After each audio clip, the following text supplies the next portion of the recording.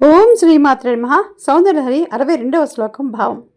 ప్రకృత్యా రక్తాయస్తవదుదతి సందశ్చదరుచి ప్రవేక్షే సాదృశ్యం జనయితు ఫలం విద్రుమలత న బింబం తద్బింబం ప్రతిఫలన రాగా తరణితం తులామధ్యారూఢుం కథమివ విలజ్జేత కలయా.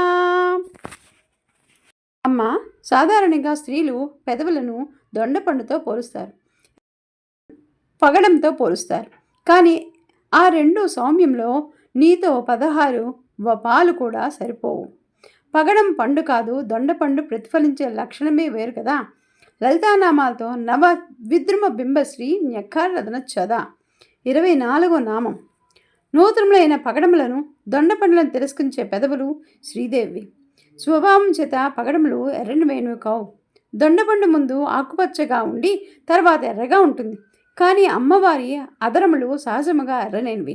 అన్నింటినీ మించిన చూపరులకు అతీతమైన ఔన్నత్యం కలిగి సోనాదరే పక్వ బింబాదరో అని కొనియాడబడుతున్నాయి. ఓం శ్రీమాత్రే నమః.